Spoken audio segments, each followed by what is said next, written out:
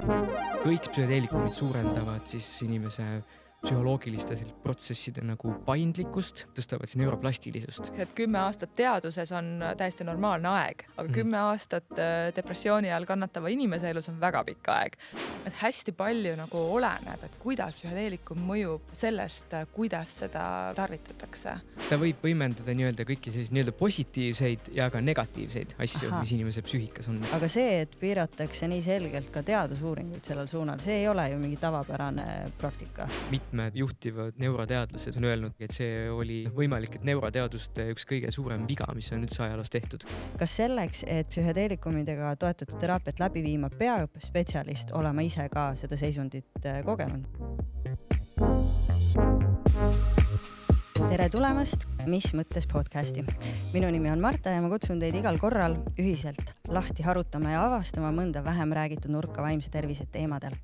Podcasti on ellu kutsunud Stories for Impact, kes tegeleb sotsiaalse mõjuga ja see tähendab seda, et me ei piirdu mitte ainult nende episoodidega, nende vestlustega siin stuudios, vaid et meie kodulehelt storiesforimpact.com leiate te ka mitmeid lisamaterjale, mis on meie vestlusteemadega seotud, nii et kui tänane vestlusteema teile huvi pakub, vaadake kindlasti ka sinna. Aga täna võtame ette ühe väga põneva teema ja me arutame seda läbi 2 saate. Selleks on, millist rolli võiksid psühhedeelikumid mängida vaimse tervise raviprotsessides. Me pöörame tähelepanu nii uutele võimalustele kui sellele, et mida me siis tänaseks tõenduspõhiselt teame, aga vaatame ka nende ainetega kaasnevaid ohte ja ka seda, et millised eelarvused meie ühiskonnas psühhedeelikumidega seoses valitsevad. Nii et täna on mul selleks külas 2 eksperti. Nendeks on Viljar Veede ja Terje Toomistu. Tere! Tere! Tere! Viljari puhul on tegemist psühhiaatriga, kes hetkel töötab Põhja-Eesti Regionaalhaigla psühhiaatriakliinikus, aga enne seda töötasid sa Confidos, kus 3 aasta jooksul olid muu hulgas üks ketamiini infusioonravi algatajatest ja ketamiinravi teenuse juht. Lisaks oled esinenud ettekannetega paljudel konverentsidel, seminaridel, teinud koolitusi ja täiendanud ennast siis kompleks posttraumaatilise stressihäire ning ketamiiniga toetatud psühhoteraapia valdkondades. Kas sai enam-vähem adekvaatne tutvustus ette loetud? Täpselt nii, ei enam põhjalikumalt ei ole vaja. Okay. Ja minu kõrval istub Terje Toomistu, minu hea kolleeg dokumentalistina, aga mitte ainult, ka antropoloog, sealjuures doktorikraadiga ja Tartu Ülikooli teadur, ja Terje on uurinud psühhedeelikumide kasutamist ühest küljest oma filmides. Nendeks on Archaeology of Ayahuasca ja ka Nõukogude hipid, kus sa vaatasid muude teemade hulgas, et millist rolli psühhedeelikumid mängisid siinses hipikultuuris ka juba Nõukogude liidus.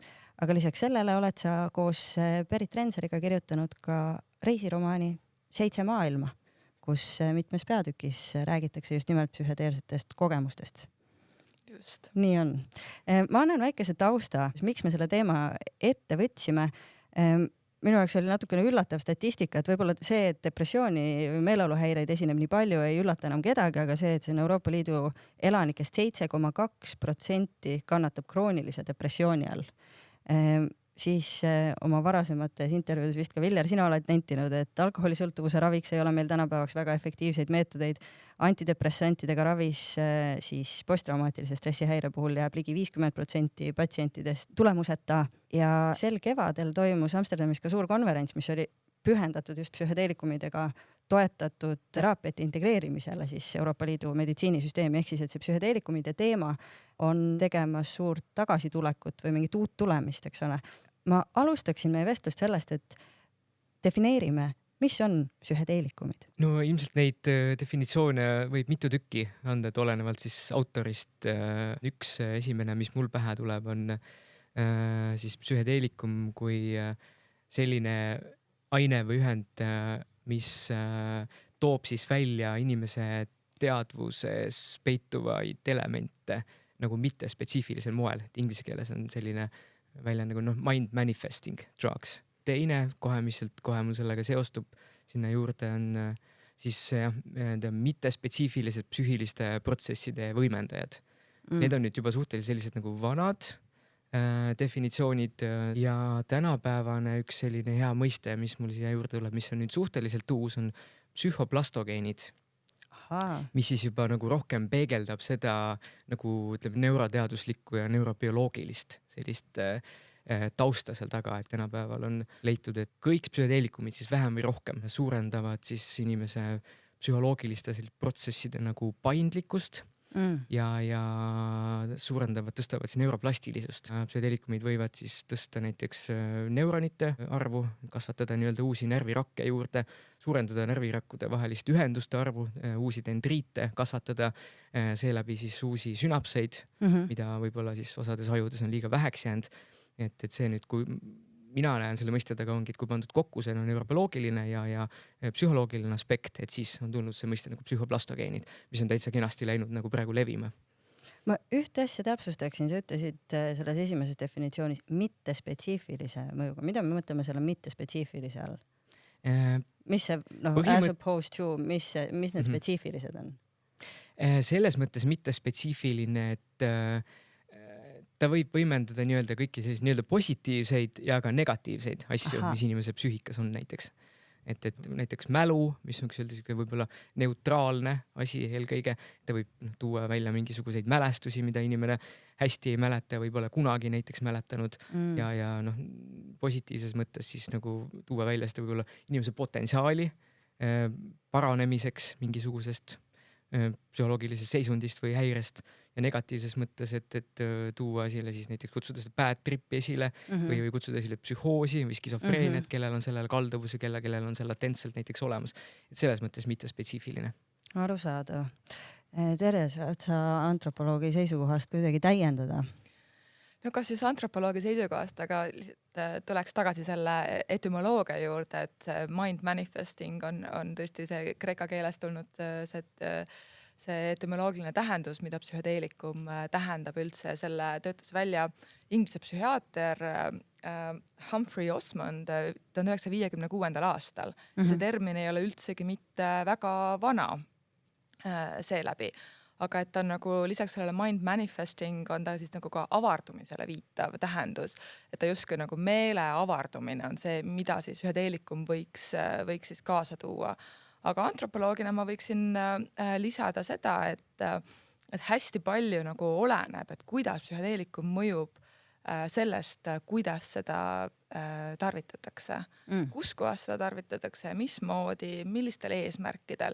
Et selles mõttes ei saa nüüd väga, et see mittespetsiifilisus, millele sina nagu psühhiaatria vaatevinklist nagu viitad, siis antropoloogina võiks öelda, et tõepoolest me ei tea või ei ole nagu täpset viisi, kuidas see aine avaldub. Et see ei ole ennustatav sisuliselt? No see sõltub lihtsalt niivõrd sellest esiteks üldse, millist psühhedeelikumi kasutada, et klassikalisi psühhedeelikume jälle seal on klassifikatsioon, selle üle võib vaielda, aga üldiselt konsensus on selline, et neid on 4. Aga loeme need ette ka, et meil oleks selge, millest me räägime. No ilmselt üks vanimaid või millest on nagu kõige rohkem infot on need, mida kõnekeeles nimetatakse maagilisteks seenteks, et psilotsübiin, erinevad seened, mis sisaldavad seda ainet, LSD, kaktustes sisaldav meskaliin, see võib olla siis on San Pedro ja peyote, need on siis Ladina-Ameerika kultuurides olnud kasutatav ja 4. peetakse DMT, mis on siis ayahuasca põhiline komponent, mis aktiveerub siis selle psühhedeelse kogemuse. Et need on nagu 4 sellist kõige klassikalisemat, aga mis on nagu huvitav on see, et tegelikult neid ained, mida võib nagu psühhedeelseks nimetada, on juba tänapäeval üle 200, võib neid nii-öelda loetleda. Need on siis sünteetiliselt loodud ja siin on siis üks selline huvitav keemik nimega Aleksandr Shulgin, kes on neid siis muudkui loonud ja sünteesinud ja loonud ja ilmselt see number kasvab veelgi. Et LSD on ju ka ikkagi inimese poolt sünteesitud molekul erinevalt siis meskaliinist DMT-d, mis sisaldub nii taime kui ka loomariigis ja siis maagilised seened. Aga lisaks neile klassikalistele, mis sinna veel lisandub? Ma tean, et ketamiinist, MDMA-st räägime, mille alla need käivad? No siis saabki öelda, et on näiteks klassikalised ja mitteklassikalised. Et LSD kohta võib-olla täpsustuseks, ta on poolsünteetiline, et ta nagu selline see baas, see tungaltera alkaloid, et see on looduslik, aga et seda siis keemiliselt muudetuna, et siis saab tast mingil hetkel nagu LSD keemiliste protsesside käigus. ja Aleksandr Šulginil on vist minu mäletusmööda on 2 sellist andmebaasi neid psühhedeelikume, et ühed on siis need trüptamiinid, kuhu läheb siis DMT, see dimetüültrüptamiin ja tegelikult ka psilotsubiin on trüptamiin ja siis teine on fenetüülamiinid, kuhu ma ei ole päris kindel, minu arust meskaliin läks sinna alla. Ja siis on veel hunnik neid allutsinogeenseid amfetamiine, mis tegelikult on ka psühhedeelse mõjuga, et võib sinna nagu mitteklassikaliste alla panna. Aga et muidu mitteklassikalistest kõige tuntumad on kindlasti ketamiin ja siis MDMA, see ekstasi toimeaine, mis on siis ka allutsinogeenne amfetamiin. Ma hakkas seda pikka nime siin ütlema, see on nii keeruline. No ma saan aru, et see loetelu on lai. Mitmed neist ainetest on ka meil tuntud, paljud kindlasti ei ole, aga kui me vaatame korraks ajalukku, et kui pikalt on psühhedeelikume kasutatud teadvuse seisundi muutumiseks, mida me siis näeme? Nagu ühed varasemad nii-öelda märgid sellest, et on mingeid aineid siis seeni kasutatud erinevates kultuurides, pärinevad koguni 5000 aasta kauguselt. Siis on samamoodi ayahuasca kohta öeldakse, et neid on kasutanud Lõuna-Ameerika Amazonase erinevad põliskultuurid aastatuhandeid. Et kus see nagu täpselt jookseb, seda me ei tea, aga kui hakata nüüd vaatama ajalugu edasi, siis me näeme, et ikkagi väga paljudes kultuurides üle maailma on kasutatud teatud jooke, et ka siin Euroopas, ka Venemaal, Siberi rahvaste hulgas, et Euroopas nõidade teeleotised, et neid viise, kuidas inimesed on kasutanud teatud taime selleks, et ravida või koguda informatsiooni teispoolsuses, saavutada mingi müstiline kogemus, et seeläbi tuua kogukonnale mingisugust tarkust, et neid viise on olnud erinevaid. Kas me seal näeme ka mingit nagu kasutust ravi eesmärgist? Me teame seda, eks ole, et šamaanid on pidanud tooma sõnumeid teispoolsusest, suhtlema natuke laiema maailmaga kui võib-olla tavainimesele tuntud ja selge see, et ilmselt on see põhikasutus seal, aga kas meil on ka mingeid allikaid sellest, et šamaanid, nii nagu ma oletan, et ayahuasca tseremooniad tänapäeval toimuvad, eks ole, et seda ainet antakse inimestele, kes siis läbi selle mingi protsessi läbivad. Kas kasutati neid aineid juba siis ka sellisel nii-öelda ravi eesmärgil? Ma arvaks küll, et need eesmärgid olidki erinevad, võibki lahterdada nagu 8, et üks oli siis individuaalne eesmärk, et kellelgi on küsimus, keegi otsib lahendust või on vaja ravida ja teine on siis kogukondlik eesmärk, et see on siis see olukord, kus kogukond peab otsustama, et kas me jääme siia või me liigume edasi või et mis on see tark otsus nüüd ja siis see küla šamaan, kes võis olla ka juhi rollis, siis nii-öelda reisib mõttes teispoolsesse, toob nagu kogukonnale tagasi selle olulise sõnumi. Et see on siis selline väga robustne üldistus, kuidas seda kasutatakse, aga ka tänapäeval, et kui nagu vaadata, kuidas tänapäevased kogukonnad Amazonase piirkonnas seda kasutavad, siis võib olla ka niimoodi, et tuleb haige või tuleb ema koos haige lapsega šamaani juurde, nad ei joo ise ayahuascat, aga nad osalevad sellel tseremoonial seeläbi, et tervendada seda last. Et ka sellise, et ka niipidi võib see raviprotsess olla, et sa tingimata ei manusta seda ise, aga šamaan seda manustab ja oma laulu ja oma tervendavate tubakaaurudega või siis sellise sahistiga, et ta nii-öelda ravib neid inimesi.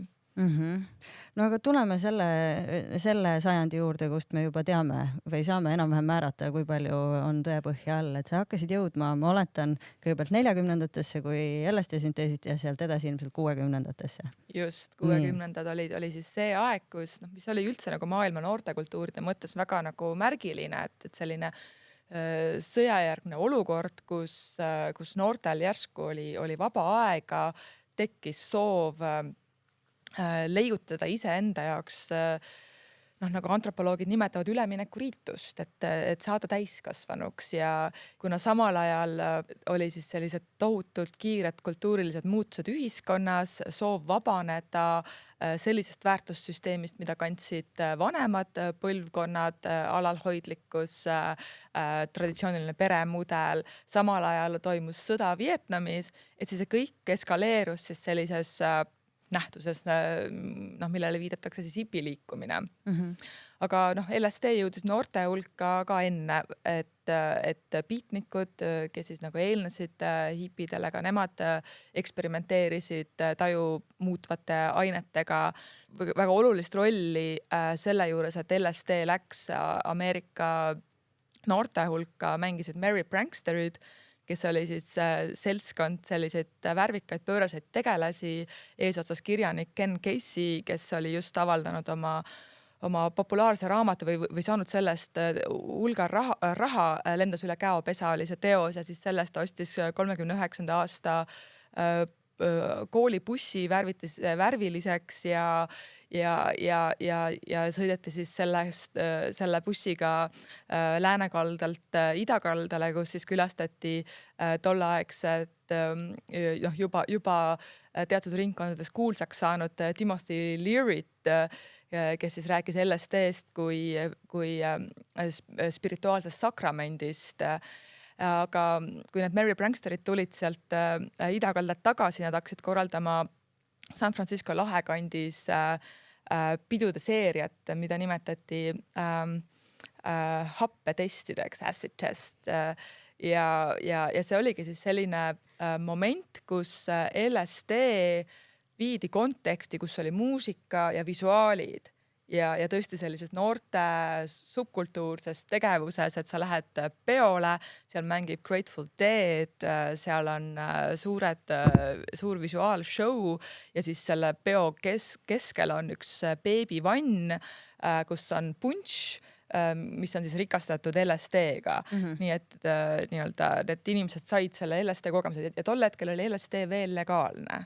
Et see oli siis aastal 60-ndate keskpaigas, et aga mida see test seal tähendab? Mida nad testisid?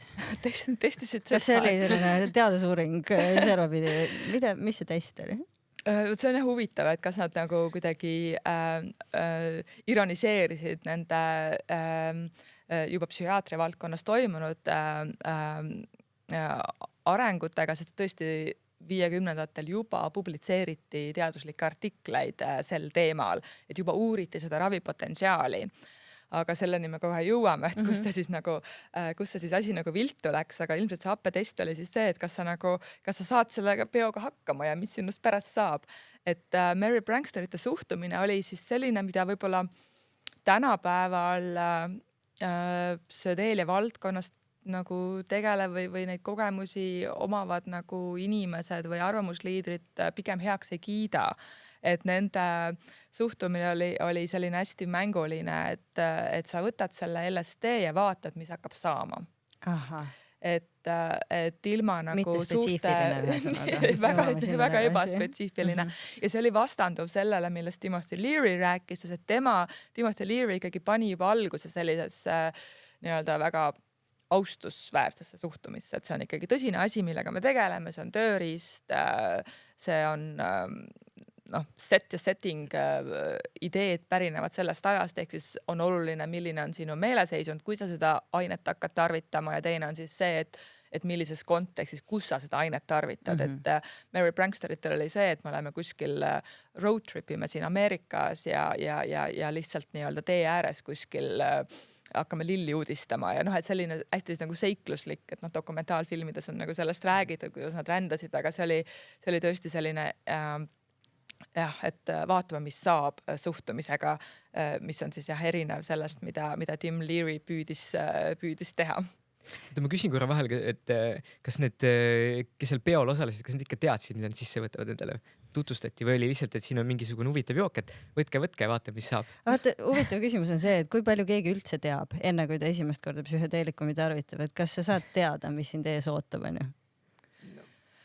Ega lõpuni vist ei saa ju. No selles mõttes on see hea küsimus, et see oli ju kõikide asjad, see oligi algus, et need olid nagu esimesed peod, kus see toimus, aga mis on nagu huvitav on see, et siis põrandaalune keemik, kes sünteesis seda LSD-d, temast sai 66. aastal miljonär. Sellepärast, et tema käive lihtsalt oli niivõrd suur, et ta varustas mitte ainult pranksterit, ta varustas ka Beatleid ja teisi muusikuid ja siis kogu seda nii-öelda San Franciscosse üha rohkemates inimhulkades kokku marssinud lilled juustes noori, kes tõesti olid sellisest armastuse ja revolutsioonilisuse lubadusest lummatud ja jäetigi, nad olid keskkooli noored, tihtilugu väga noored selles mõttes ja tulidki ära oma kodulinnadest, oma vanemate kodudest ja otsisid siis seda uut, paremat, helgemat tulevikku. Aga et siis siin võib-olla ongi juba paslik rääkida sellest, et see hipiliikumine 66 aasta LSD oli veel legaalne, toimusid need happetestide Haight-Ashbury San Franciscos, seal avati kontserdisaalid, kus siis nagu LSD ja muusika ja visuaalne kunst nagu käisid käsikäes. 67. aastal oli siis see kuulus armastuse suvi, kus tõesti Haight-Ashbury's oli väga palju noori, 10 000 noori ja elatigi siis sellises armastuse unelmas ja LSD loomulikult oli seal kasutusel, aga juba selle sama aasta teiseks pooleks hakkas asi nagu nii mõneltki poolt kärisema, ei olnud piisavalt elamispindu, ei olnud hügieeni tingimusi, ei olnud piisavalt toitu, ja LSD tarvitati nii, nagu seda tarvitati, et ega ei olnud ka ju selget teadlikkust, mis aine see on ja kui me räägime seal 16-17 aastatest noortest, et igatahes on sellest räägitud nii-öelda legende, et kuidas George Harrison tuli augustikuus sinna Haight-Ashbury'le, lootis eest leida harmoonilise kogukonna, aga oma üllatuseks leidis üsna sellise räsitud ilmega, metsiku olekuga noored, et tema jaoks nagu mõjus see pilt lausa hirmutavalt. No kujutan ette, aga kui me pöörame selle küsimuse korraks meditsiini valdkonda, et kui see oli see esimene periood, kui psühhedeelikumide potentsiaal või ütleme ravipotentsiaali niimoodi sügavamalt uuriti ja tõesti nähti ju väga-väga suurt potentsiaali, milleni tol ajal jõuti, enne kui nendele uuringutele vesi peale tõmmati? No eks sellel, mis Tere enda rääkis, see periood, et enne kui mingisugune aine läheb ühiskonda niimoodi levima laialt, see enamasti juhtub see suhteliselt samaaegselt, kui see tuleb meditsiini, aga et kuskilt selle taga on keegi keemik, kes on nii-öelda selle asja siis nagu vallandanud, võiks öelda. Ja LSD puhul juhtus see siis Šveitsis. Ma seda täpselt aastat ei mäleta, eks ta vist oli 42 või 1 äkki, kus siis keemik Albert Hoffmann, esimest korda ta ei tea, kuidas ta seda manustas endale, et see ilmselt kukkus talle kas nagu käe peale kuhugi või aga sügas sellega võib-olla silma, ega ta ise ka tagantjärgi osanud seda öelda. Aga et igal juhul laboris siis tal ühel heal päeval tekkisid hallutsinatsioonid ja väga selline huvitav seisund ja ta läks koju ja siis nii-öelda puhkas selle välja ja siis ta trackis pärast ära selle, et mis aine see olla võis ja manustas seda siis, mäletan, kui ma lugesin selle kohta, et konservatiivse keemikuna siis hästi väikese koguse, mis ma ei tea, äkki sa mäletad, 250 mikrogrammi, 250 mikrogrammi. Jah, mis on LSD kohta päris korralik doos. Aga mikrogrammides ta lihtsalt ei teadnud, kuivõrd nagu potentne see aine on. Ja siis ta juba tegi seda teadlikult ja siis tal oli sellest ka nagu päris tugev teaduses muutev kogemus, mis muidugi tekitas väga suure huvi, et mis selle ainega teha võib. Et see siis toimus Šveitsis, ta töötas ise Sandoses, ravimifirma, mis siiamaani selles mõttes täiesti funktsioneerib.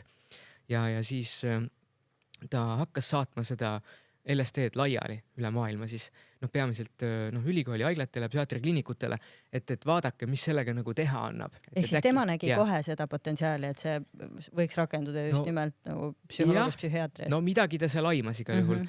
Aga et see oli selles mõttes ka väga huvitav nagu periood, et see saadeti laiali tasuta, ilma selge nagu arusaamata, mis on ta toimed, kõrvaltoimed ja seda manustati ka, kui see nagu kohale jõudis erinevates kohtades, näiteks ka Ameerikasse.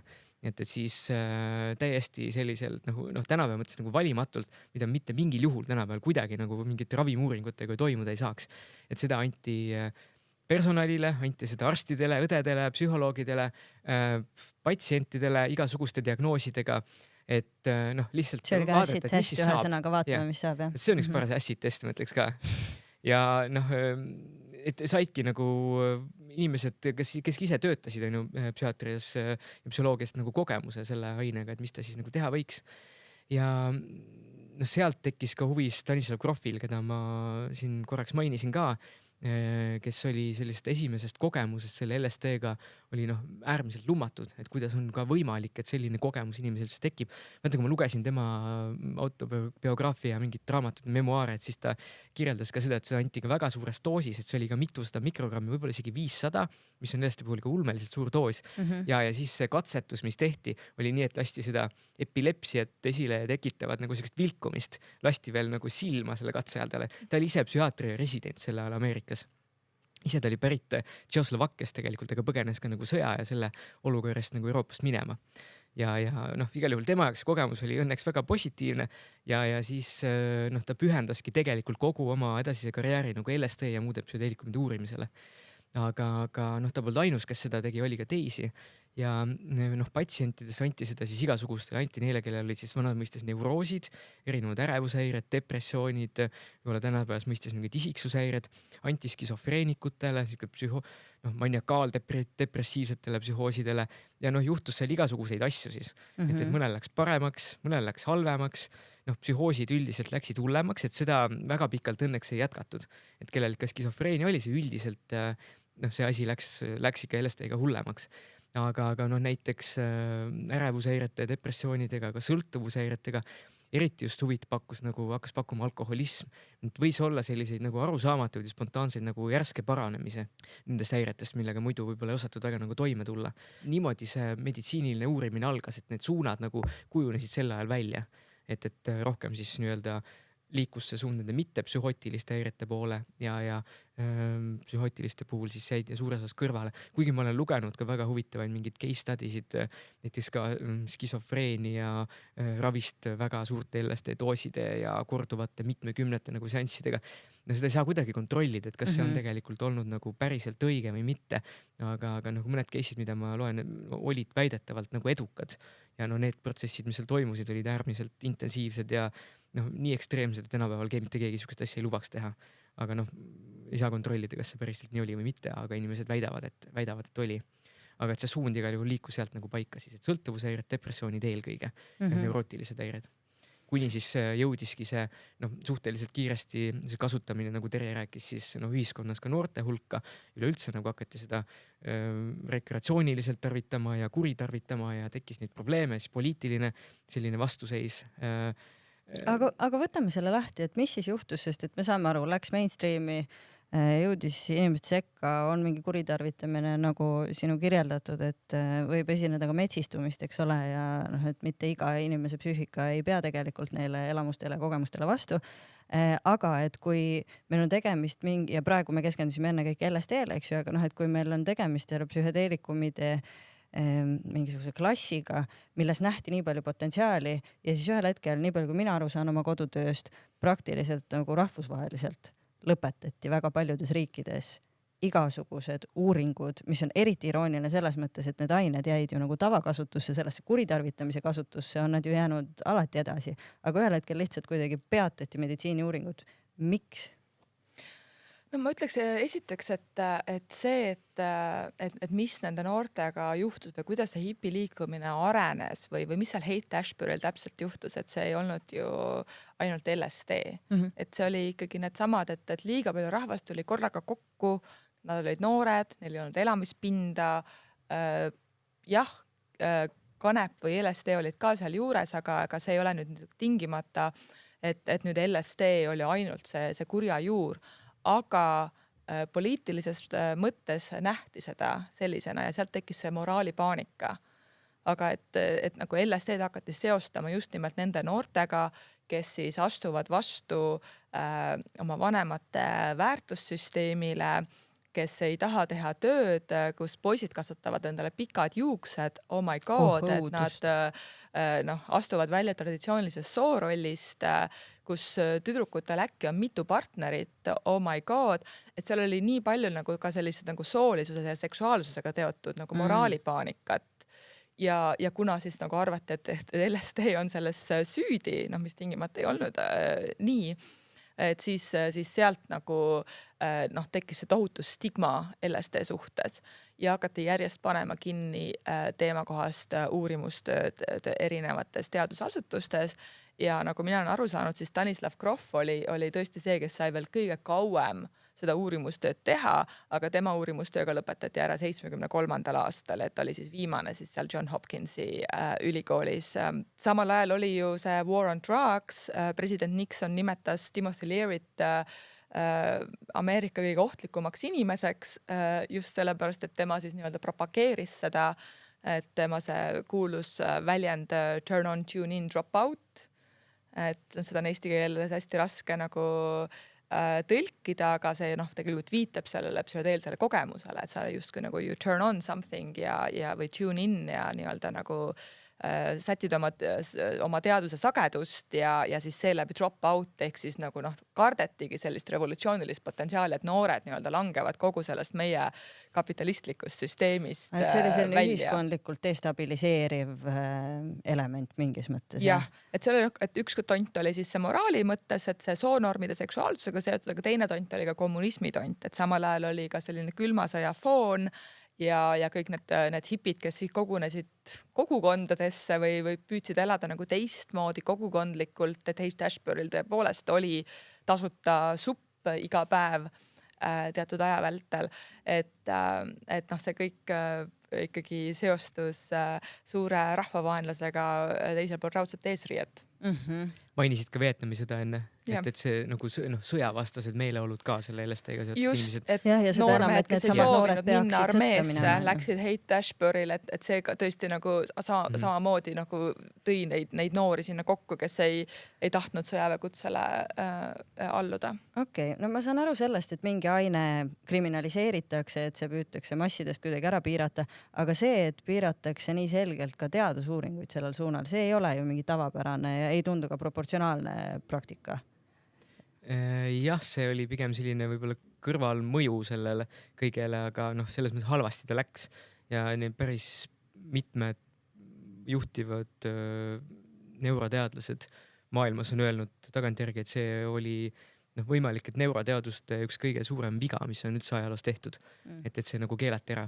Et teadusuuringuid oleks võinud tegelikult jätkata, isegi kui see aine nagu muudetakse ebaseaduslikuks ja proovitakse seda kättesaadavust piirata nagu noorte seas ja ühiskonnas üldiselt. Aga saan ma õigesti aru, et see piirang ei olnud tõesti mitte ainult USA-s. Nüüd, kui me vaatame, et kus on psühhedeelikumid psühhiaatrias täna kasutuses, siis me näeme, et mingit vähemal määral ju tegelikult ka Eestis on ju. Selleni me jõuame täpselt, et mis need erinevad raviprotsessid on, aga et Šveitsis, Austraalias vist väga hiljuti legaliseeriti, eks ole, neid riike on veel, et kas mingites riikides need teadusuuringud ikkagi jätkusid või et kui suur see teaduslik bänn nagu oli, et sellega psühhiaatris ei tegeleta? No ütleme niimoodi, maailma tasandil on need asjad pandud paika nende uimasti konventsioonidega, mis on siis ÜRO, millega siis liitunud on sisuliselt kõik, mitte kõik riigid maailmas, aga peaaegu kõik. Enamik arenenud riike, kus neid katseid selle konventsiooni ja siis nende erinevate konventsioonide nagu uuendustega on erinevad ained siis ära keelatud, et kõigepealt, kui ma õigesti mäletan, siis vist oli 61, et siis kanep, kokaiin ja ka opioidid, mis olid siis taimsed, mis olid varasemalt teada, hiljem sünteetilised, kui need tulid juurde, näiteks amfetamiinid ja mõned sellised asjad.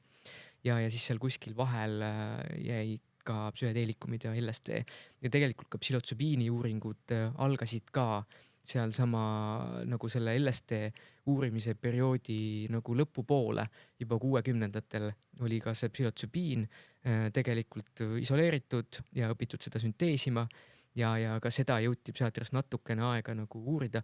Kõik see selline tähelepanu ka ajaloolist tagantjärgi vaadates on enamasti kõik olnud LSD-l. Aga psühhotsübiin tegelikult jõudis ka juba sinna, aga teda jõuti uurida hästi vähe aega. Et siis lülitati see kõik teema uurimine nagu välja, poliitilistel põhjustel. Ja ega siis oligi päris tükk aega teadusuuringutega oligi täiesti kõik, kui see nüüd oli 73 vist, ütlesid.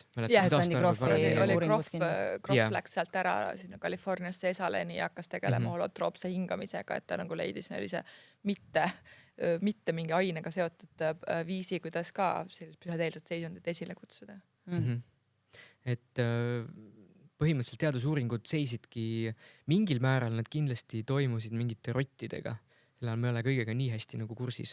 Aga minu teada esimene selline uuem uuring, tänapäevane uuring siis psühhedeelikumidega inimestel toimus, kui ma õigesti mäletan, kas 95 äkki või 92, nagu 90ndate alguses ja seal oli tegemist tegelikult isoleeritud selle DMT-ga, kus seda manustati siis tervetele vabatahtlikele lihtsalt sellise uuringu raames, et uurida DMT nagu füsioloogilist mõju, et põhimõtteliselt kuidas ta mõjutab inimese pulssi või vererõhku, võib-olla sellised. Siis sellisele oli pärast sellist nagu pikka mõõnaperioodi, kus mitte midagi ei lubatud teha, et kõige lihtsam ilmselt saada lihtsalt eetikakomitee nagu luba. Ja see uuring toimus siis DMT-ga, mida manustati siis veeni inimestele infusioonina. Ja eks mingil määral leiti seal tõesti, et ta tõstab pulssi ja vererõhku ka, aga kõige huvitavam võib-olla õppetund sellest uuringust oli see, et peaaegu kõik katseisikud sattusid siis nagu teise dimensiooni või mingisesse arusaamatusse reaalsusesse, kus nad nendega suhtlesid tulnukad ja ükssarvikud ja igasugused muud huvitavad mütoloogilised tegelased. Ja seda oli võimalik siis nagu selle korduva manustamisega nagu korrata suhteliselt usaldusväärselt.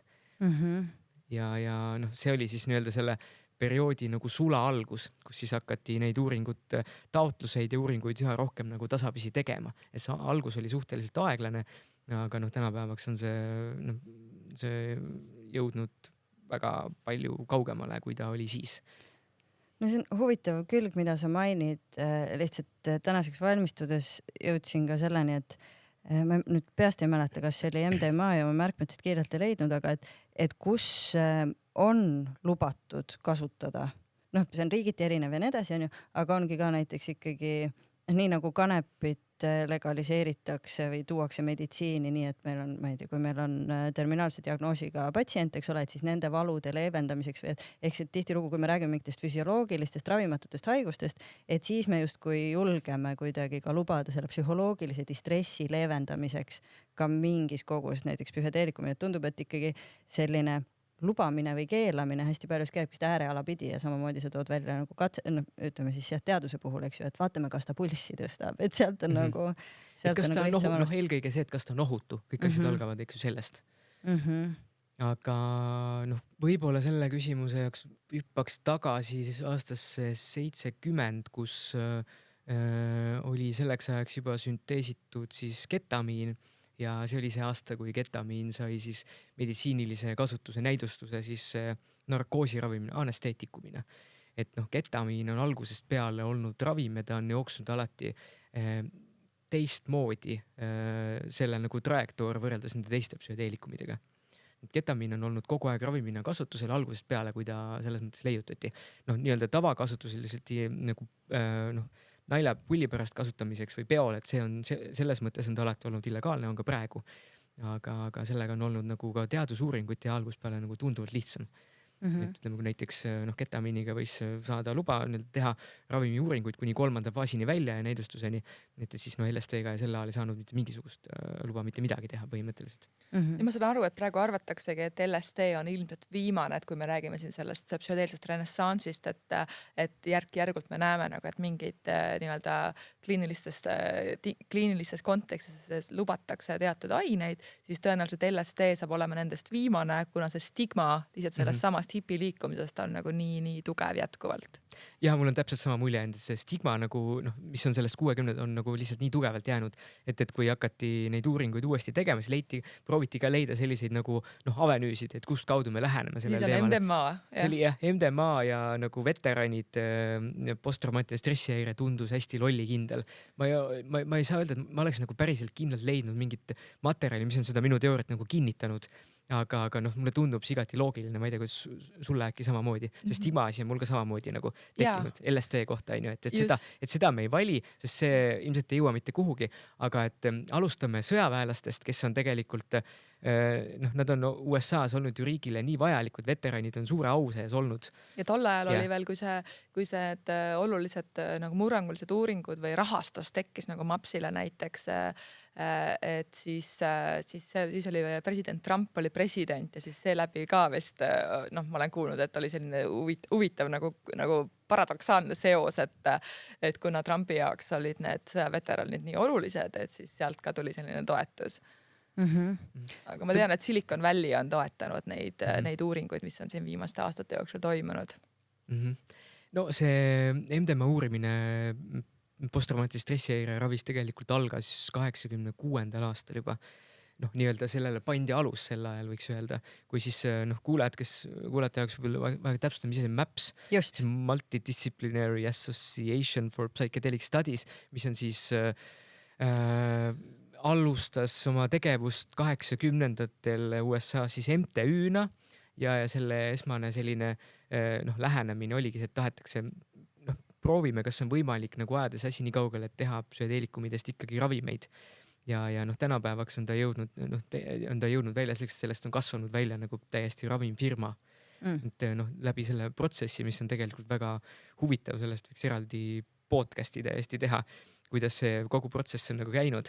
Aga et 86 oli see aasta, kus siis esimest korda Drug Enforcement Agency ukse taha läks siis selle organisatsiooni asutaja tänapäevaks ka suhtes legendaarseks kujunenud Rick Doblin, kes oli taustalt psühholoog ja esimest korda läks siis selle küsimusega, et kuidas me peaks nagu liikuma siit edasi, kui me tahame MDMA-st teha ravimit, sest neil oli juba hüpotees, et see võiks olla selle häire ravis siis efektiivne.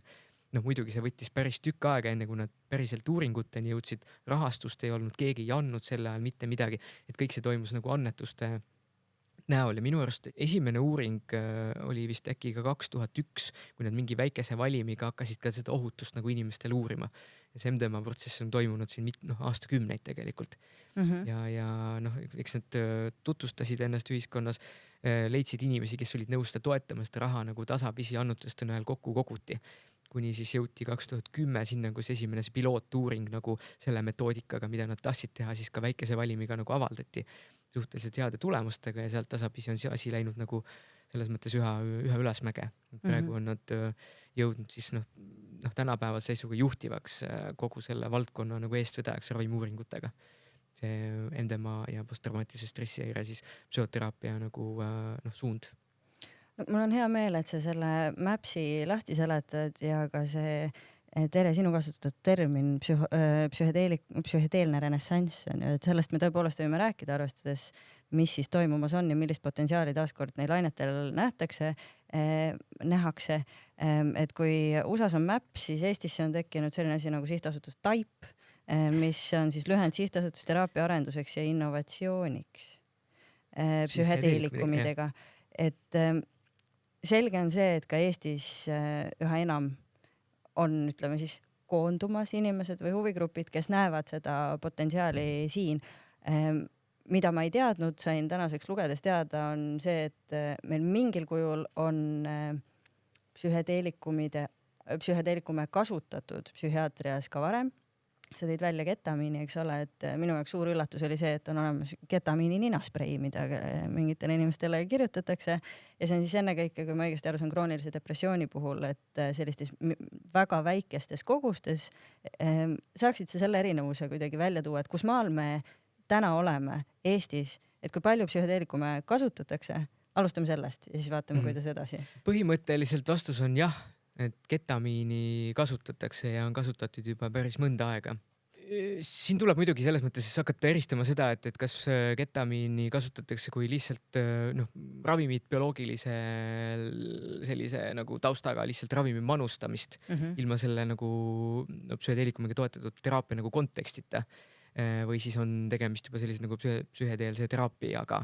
Et ketamiin, kuna ta on ravimina vabalt saada, ta on kõigis haiglates, ta on EMO-des, ta on kiirabides, ta on igal pool ilusti olemas. ja muidu kasutusel, eelkõige siis on ju anesteetikumina kasutusel ka valuravis olnud. Aga ketamiini selline tulek psühhiaatriasse juhtus 2000. aastal avaldatud ühe uuringuga, kus siis esimest korda publitseeriti selline info, et inimesed, kellel on tavalisele ravile siis raskesti alluv depressioon, et võisid väga kiiresti ajutiselt paraneda juba põhimõtteliselt ühekordse nagu ketamiini infusiooni manustamise. Infusioon siis tähendab, et ketamiini manustatakse veeni sellise aeglase nagu tilgutina, nagu ütleme, see esimene lähenemine oligi 40 minuti jooksul suhteliselt pisikeses annuses, pigem nagu subpsühhedeelses annuses võiks öelda, et mitte väga selliseid hallutsinatsioone inimesel esile ei kutsuks, minimaalselt seda teeks. Ja siis uuringud korrati sarnase metoodikaga 2006 ja siis hakatigi ketamiinist rääkima kui põhimõtteliselt selline revolutsiooniline uus ravim või ravimiklass on ju psühhiaatrilised depressiooniravisust. Ja sealt ta läks levima siis maailmas suhteliselt kiiresti. Ja Eestis rohkem kui 10 aastat tagasi esimest korda siis ketamiini sellisel samal moel sellise aeglase veenisese infusioonina madalas annuses siis ka manustati. Ja seda on sellest peale tehtud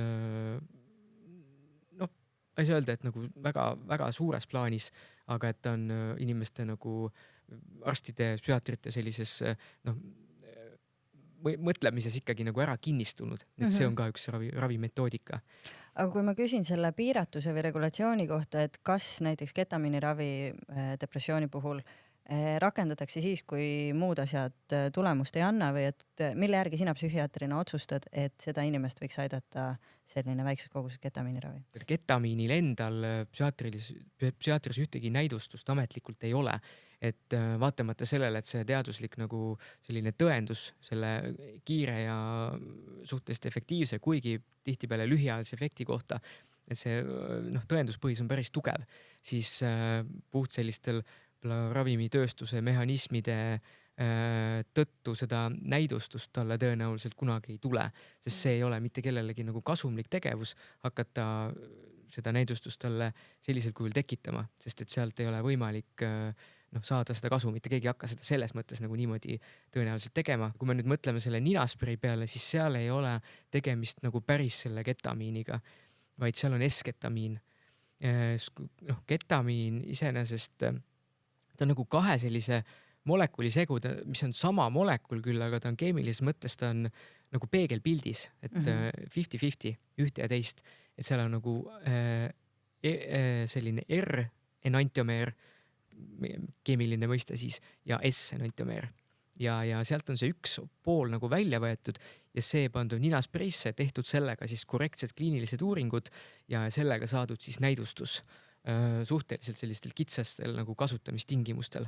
Et see ninasprei on kasutusel üle maailma, kaasa arvatud ka Eestis juba aastaid, kuigi ta ei ole läinud Eestis väga laialdaseks nagu kasutuseks. Ta on Tervisekassa poolt kompenseeritud tegelikult, aga et selleks peab olema täidetud mitu sellist võib-olla suhteliselt karmi nagu tingimust ja kõik inimesed ei jõua selleni välja. Mis need tingimused on? Selleks peab olema täidetud siis nagu ravile raskesti alluva depressiooni kriteeriumid, et inimene peab olema saanud adekvaatset ravi nagu tavaliste antidepressantidega, mitme erineva preparaadiga, erinevas annuses ja piisavalt pika ajaks peab olema dokumenteeritud. See ei ole tavaliselt muidugi eriti raske, aga üks on ka see, et peab olema kasutatud seda elektriimpulsravi enne, et saaks seda kasutada nagu soodustingimustel. Ja see on see koht, mida ikkagi paljud inimesed kardavad seda elektriimpulsravi. Kuigi võiks öelda, et tänapäeval on see elektriimpulsravi ikkagi sellise raske depressiooni nagu ravis kõige efektiivsem meetod, mis tegelikult olemas on, kuigi tal on ka raskeid nagu kõrvaltoimed, see tõenäosus suhteliselt väike, et inimesed tekivad näiteks mäluhäired või amneesia episoodid, aga et see võimalus on siiski nagu olemas ja kui inimesed nagu viiakse kurssi selle, et need ohud on olemas, siis ikkagi paljud neist seda nagu või proovida ei taha ja julge. Sellel on ka päris tugev nagu ühiskondlik stigma selle ravimeetodil. Elektrokrampravi siis on ju, inimene pannakse siis anesteesiasse ja siis talle tehakse siis nagu elektrivooluga kutsutakse sellised krambihoog, mis siis nagu katkestab seal ajus teatud sellised kinni jäänud ringed depressiooni puhul ja muudab nende neuromediaatorite tasakaalu. Aga noh, see oluline aspekt ongi siin, et kui nüüd inimene tahab ilma nende tingimusteta seda ninaspreid nagu kasutada, siis see on väga kallis, et see juba üks doos maksab nagu 100 eurosid. Et ma hetkes isegi täpselt ei oska nagu hinda öelda, aga et millalgi ta oli 400–600 eurot nagu doos ja seda on vaja teha ju kuurina.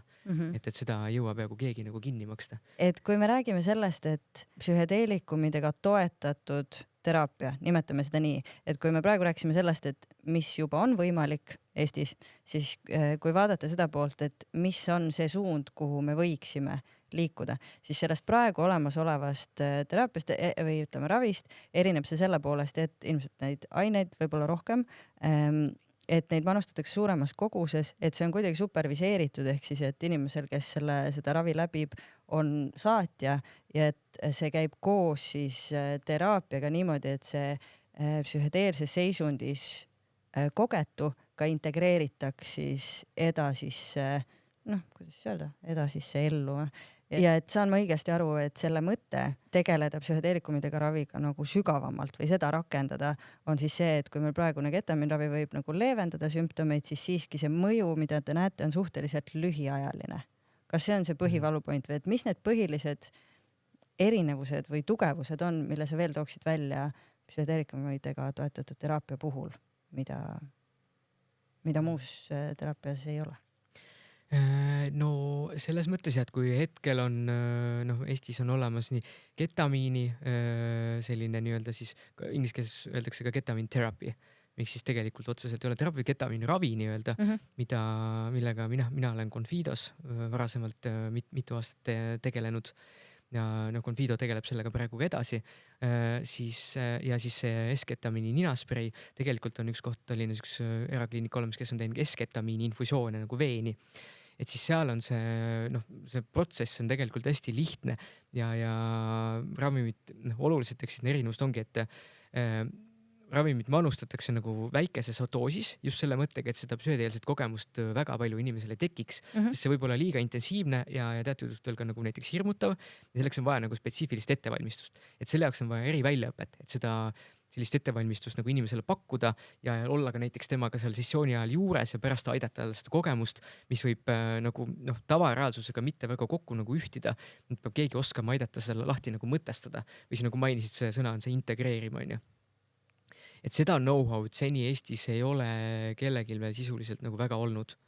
Ma mainiks juurde, et tegelikult Eestis on juba pikemat aega aastaid on tehtud siis põrandaalust sellist nagu mitteametlikku teraapiat siis ise hakanud terapeutide poolt igasuguste psühhedeelikumidega tegelikult. Ma ei oska täpselt öelda nende inimeste nagu sellist väljaõpet ja meditsiinilist tausta ja seda kõike, see on alati eelnenud tegelikult üldiselt sellele, et kui asjad saavad nagu legaalseks. Psühhedeelikumide puhul eriti asjad nagu see uurimused venivad päris pikka aega, väga paljud inimesed ei jõua nagu kannatada ja paljud terapeudid, kes ei jõua ära oodata, millal see lõpuks kätte saada, hakkavad seda lihtsalt tegema nagu salaja. Et see on ka tegelikult paralleelselt toimunud Eestis juba päris palju aastaid, siia paneme juurde veel seda teemat saab ka palju suurem, ayahuasca tseremooniad ja seenetseremooniad ja selles on pedrokaktus või peyote tseremooniad, igasugust asju nagu. Et see on lihtsalt võrdluseks, et 10 aastat teaduses on täiesti normaalne aeg, et mingit asja nagu katsetada, tulevad teadusartiklid, retsensioonid, kritiseeritakse, tehakse uus katse, 10 aastat läheb nagu naksti. Aga 10 aastat depressiooni all kannatava inimese elus on väga pikk aeg. Et see nagu paneb selle asja nagu perspektiivi, et miks inimene otsib abi nendel viisidel, mis on kättesaadavad. Aga et jah, põhimõtteliselt see nagu ketamiini, S-ketamiini kättesaadavus, manustamise ketamiini ravi nagu infusioonina, et see on ja seal ninaspreina, et see on olemas täiesti meil olnud, aga et sellist psühhedeelikumiga toetatud teraapiat, on ta siis ketamiiniga või mingi muu asjaga, et seda hetkel ametlikult veel kusagil Eestis nagu tehtud ei ole.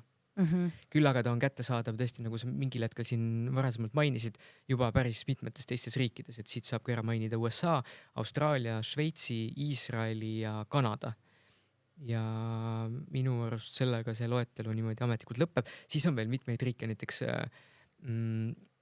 Lõuna-Ameerikas, Kesk-Ameerikas, kus on siis taimsete nende psühhedeelikumidega lubatud ka nagu terapeutiline kasutamine, seal ei ole väga tugevat nagu teaduslikku tausta tihtipeale nagu taga ja et on aga selleks nagu eraldi ka kliinikud, kuhu täiesti inimesed käivad ka näiteks Ameerikast kohale. Et mingid sõltuvust ravida kuskil ibokaiini kliinikutes näiteks Mehhikos. Et no tegelikult see teema läheb hästi selliseks, siin on 50 allivarjundit täiesti sellele. No aga tuleme korraks selle psühhedeelse seisundi enda juurde ja vaatame seda korra mõlemalt poolelt, et esiteks, kuidas seda seisundit kirjeldada võiks. Ja teine pool, kuhu ma sellega tahaks välja jõuda, on see, et mis selle mõju siis inimese psüühikale olla võiks. Aga Tere, sina oskad äkki anda sissevaate, et see teadvuse avardunud seisund, mida see tegelikult tähendab, mida inimene kogeb? Eks see on võib-olla esimene märksõna ongi see, et see on seisund, mille kirjeldamiseks on väga raske sõnu leida. Et kui nagu semiootilises mõttes nagu seda püüdesse kirjeldada, siis ongi nagu justkui nagu tähenduste väline või tähenduste ülene. Ja nüüd nagu pisendada see mingisuguste sõnadega kirjeldamises, see on alati pisendus ja alati kuidagi piiritlemine. Aga siiski me võime seda püüda teha. Et mis on need märksõnad, mida on inimesed kirjeldanud või mis on nagu tulnud üles nendest etnograafiatest, kus on kirjeldatud psühhedeelseid seisundeid, et siis üks on kindlasti mingi müstilisuse tunnetus, et mingi selline eriline seisund, müstika, siis armastuse tunne, seoste tunne, et selline nagu, ma ei tea, võib öelda, et ego lõhustumine, aga see, et sa tunned, et sa oled teiste inimestega seotud, aga mitte ainult teiste inimestega, vaid kogu elus loodusega seotud, et sa oled üks tervikust, üks pidevas muutuvuses ja voolavuses olevast universumist. Et see on nagu kindlasti üks selline väga selline oluline fenomenoloogiline nagu tunnetus, millega paljud tulevad siis nagu nii-öelda psühhedeelselt rännakult tagasi koju, et võib-olla mingid probleemid ja pained, mis enne tundusid hästi-hästi olulised, ühel hetkel saad aru, et tegelikult on nagu teine viis või et võib-olla see polegi nii tähtis, ja mida näiteks Stanislav Grof on öelnud, mul on olnud au temaga teha intervjuu mõned aastad tagasi. Müüri lehes lingime selle ka siia selle episoodi juurde. Jah, osa sellest on avaldatud tõesti ka Müüri lehes, aga et tema näiteks ütles, et just see seoste nagu aspekt on oluline näiteks selle koha pealt, et kui iga inimene planeedil Maa teeks korra elus psühhotsübiini seeni või sööks neid korra, et siis me ei peaks tegelema keskkonna teadlikkuse alase informeerimisega, sest see tuleks loomulikult. Et sa nagu tajud ennast nagu osana elus loodusest ja seeläbi sa hindad lilli ja loomi piltlikult öeldes.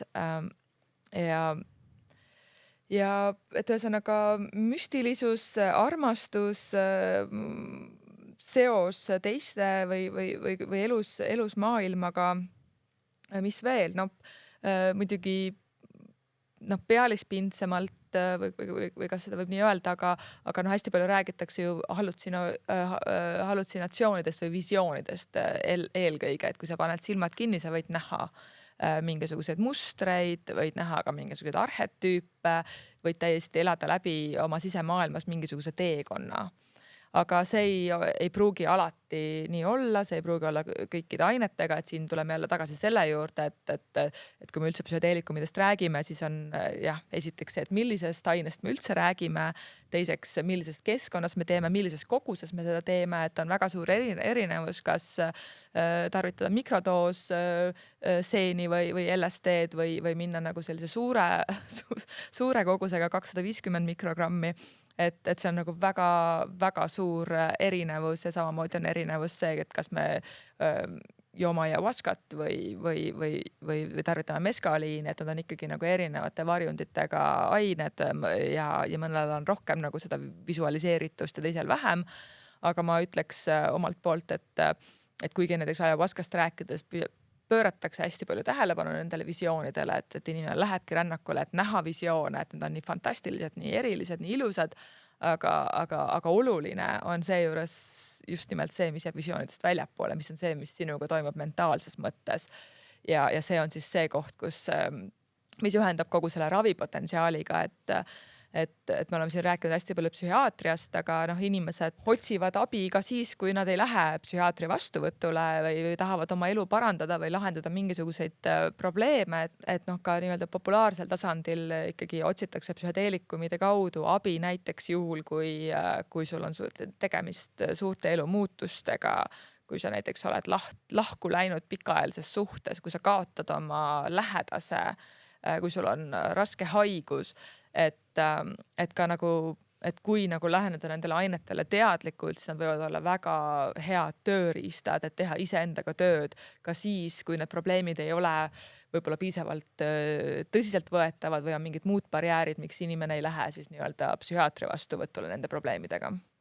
No see on huvitav aspekt, et tundub, et psühhedeelikumidega rohkem kui teiste narkootiliste ainetega käib kaasas selline rituaalsuse aspekt on ju, ja see, et me tõepoolest meie väga individualistlikus lääneühiskonnas oleme väga suuresti oma rituaalid minetanud on ju, ja psühhedeelikumide puhul mulle tundub, et see potentsiaal, mida sa ka välja tood, on see, et see on kuidagi tähenduslik, et see võib olla selline rituaalne, ma ei tea, on see siis eneseteraapia, mida sealt otsitakse, et saan ma sellest õigesti aru, et see rituaali aspekt on psühhedeelikumide puhul kuidagi teistsugune kui teiste ainetega.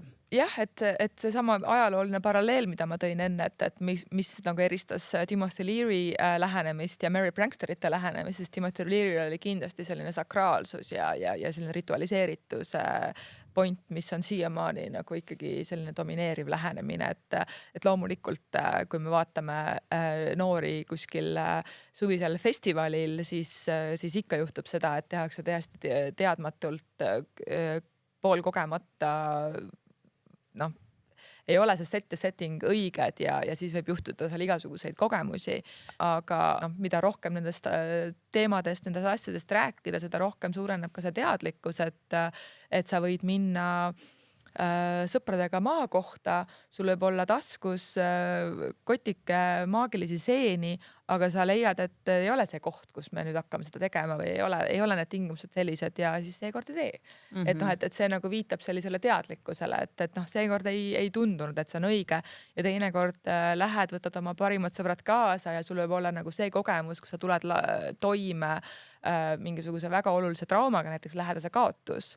Ja sa elad nagu läbi mingisugust leina, mis on võib-olla olnud 20 aastat sul nagu nii-öelda läbi töötlemata, et sellised nii-öelda väiksed võidud, mis tähendavad ühele inimesele väga-väga suurt võitu oma elus. Aga Viljar, millised need tingimused kliinilises kontekstis on, mida inimene vajab selleks, et saada siis see maksimaalne ravipotentsiaal sealt neist ainetest? No see on nii suur küsimus, et see on tänapäevaks tegelikult välja selgitamata veel, aga sinna suunas nagu üritatakse liikuda. Et tahtsin huvi pärast küsida, et kas sa mainisid, et kas Stanislav Grof ütles seda, et kui kord elus iga inimene prooviks seeni, et siis me poleks vaja keskkonnateadlikust rääkida? Ma tahaks nii vastu vaielda siin selles mõttes nagu maailma suurimale psühhedeelikumide kurule. No nii lihtne see asi nüüd kindlasti ei ole. Et inimesed võivad vabalt, ma ütleks 100 korda erineva psühhedeelikumi tarvitada ja ikkagi jätkata oma nii-öelda keskkonnakahjulikku tegevust või äri. Selles mõttes, et see ei ole üldse nii lihtne. Et neid näiteid igalt poolt tegelikult tuua. Niimoodi hakata nagu mõtlema, mis maailmas toimub, mis Eestis tegelikult toimub. Et kultuur, ühiskond, inimloomused, need negatiivsed pooled on nii tugevad, et seda ikkagi ka psühhedeelikumidega nagu lahustada alati võimalik ei ole neid negatiivseid asju seal. Et seda idealiseerima ei peaks, et kui me kõik kord elus hapet teeksime, et siis me oleksime kõik valgustunud, et inimloomus jääb ikka inimloomuseks. Ei, no eks ma olen sinuga põhimõtteliselt nõus, aga ma arvan, et millele nagu Stanislav Grof viitas on lihtsalt see seotuse tunne, et sa nagu, kui sa näiteks tarvitad neid ained looduses on ju ja et sa lihtsalt nagu see ego vähemalt sel hetkel nagu lõhustub ja kui sa võtad sealt mingisugused sõnumid kaasa, siis ideaalses maailmas sa võid teha järgmine päev nagu paremad valikud. Aga see mõju võib ka lahustuda teatud aja järgi, et selles mõttes ma olen nõus, et kultuurilises maailmas on ju inimesed muutuvad ka siis, kui nad võib-olla kunagi nooruses tegid mingisuguseid aineid ja 10 aastat hiljem nad käituvad teistmoodi. Aga noh, siiski ma olen optimistlik, et ei, selles mõttes ja ma olen absoluutselt optimistlik peab olema ja siin see kogu, miks me sellest teemast üldse täna räägimegi, ongi see, et seal on see potentsiaal olemas. Et aga lihtsalt see alati ei kaugeltki ei realiseeru nii, nagu ta võiks. Aga nagu sa mainisid, siin on see rituaalne aspekt on ju tõesti olemas, et seda ei tarvitata nii kergekäeliselt nagu mingisugust, ma ei tea, amfetamiini või kokaiini, et minnakse peole ja siis tõmmatakse kuskil mingisugune liin ja siis näpud püsti ja vaatame, mis saab, on ju. Et tõesti ka noorte hulgas ja inimesed, kes tarvitavad seda absoluutselt mitte meditsiinilistel eesmärkidel, ka lihtsalt nagu kas võib-olla kogemuse saamiseks näiteks või lihtsalt, et saada mingisuguseid vastuseid küsimustele, mis ei ole seotud üldse mingisuguse, ma ei tea, psühhiaatrilise häire või diagnoosiga. Et seal on ikkagi tõesti juures, et selline nagu ikkagi aukartuse moment mingil määral ja seal on tõesti, see tuleb sellest, et see kogemus on suhteliselt ettearvamatu, intensiivne ikkagi mingil määral. Tüüpiline võib-olla setting niimoodi lihtsalt tavatarvitamis ongi looduses. Ma ütleks, et väga palju väikse seltskonnaga kuskile loodusesse ja siis nagu saadakse see kogemus nagu, see on selles mõttes nagu võib-olla mõistlik lähenemine, et parem kui kuskil mingisugusel tehnopeol esimest korda seeni proovida, kus see ja siis saad aru, et see trip kestab tunde ja tunde näiteks. Ja see võib olla nagu liiga ülestimuleeriv, võib-olla hirmutav, imelik, tunda valesti ennast seal keskkonnas ja saada sellise nagu halva kogemuse. Ma arvan, et see on võib-olla tõesti nagu oluline asi siin alla joonida, et tõesti, et miks see setting on olulised on sellepärast, et see meeleseisund, millega sa lähed sellele teekonnale, et sul on küsimus või probleem või et mingisugune põhjus, miks sa nagu nii-öelda lähed sellele ayahuasca tseremooniale või oma sõpradega maa kohta seeni krõbistama. Et see on nagu üks aspekt ja teine on see, et sul oleks endal turvaline olla, et see on nagu hästi oluline, et sul oleks soe, et kui vihma sajab, sul on kuskile minna näiteks või et ei oleks liiga palju võõrad inimesi. Et sa saad seda keskkonda enda ümber usaldada selleks, et olla mingis mõttes nii haavatavas seisundis, nagu see psühhedeelne seisund tegelikult ju olla võib. Et tõesti see nagu näide, et nagu minna mõne sõbraga kuskile loodusesse maa kohta, et see on nagu võib-olla kõige nagu parem võimalik kasutusviis, sest et see on nagu turvaline keskkond, seal ei ole teisi inimesi, kes tuleksid segama ja mis tihti on veel nagu millest nagu räägitakse, on see, et näiteks, et keegi vanem, kellel on kogemusi rohkem, kes on nii-öelda nagu teejuhi rollis ka, et see on ka üks viis, et kui noored, kes võib-olla siin kuulavad, on uudishimulikud ja või et on nagu oluline ka see, et kas keegi, kes on kaine või keegi, kes tarvitab vähem või keegi, kellel on palju kogemusi, et see ka nagu maandab neid riske, mis võivad tekkida sellest, kus inimene esmakordselt puudutab kokku nagu nii võimsate ainetega, mis võib olla väga ootamatu, mis võib olla see, et sa mingil hetkel ei tea, kes sa oled või kus sa oled, et see on alati hea, kui keegi paneb käe õlale ja nagu ütleb, et kõik on okei. Jah, täpselt, jah.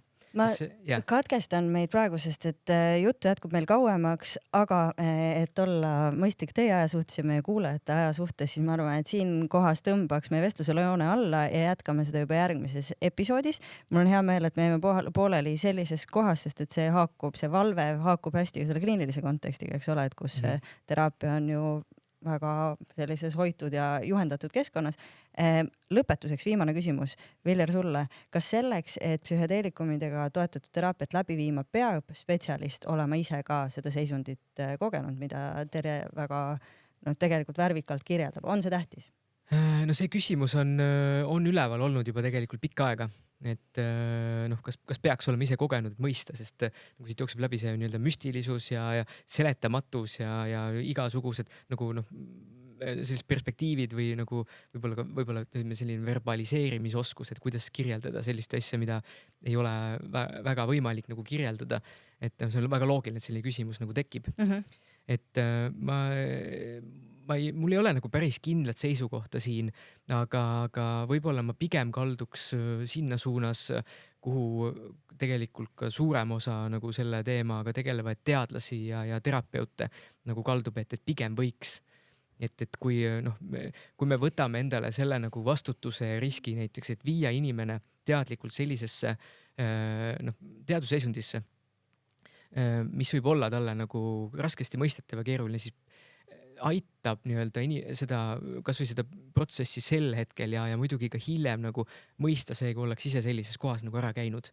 Et noh, iga see kogemus tegelikult nagu öeldakse on unikaalne, et päris samasugust kogemust mitte kellelgi ka kunagi 2 korda näiteks ei ole, aga noh, on teada, et ikkagi mingisugused motiivid erinevates kontekstides, erinevate ainetega, erinevates doosides hakkavad nagu korduma ja kui sinna tuleb veel juurde spetsiifiline ettevalmistus, me häälestame näiteks inimesi juba nagu tegelema mingi teemaga, noh, kui me siin räägimegi sellest teraapiast nagu mingisuguse häire või probleemiravis, et siis noh, me juba kutsume nagu esile seal teatud mingisuguseid asju.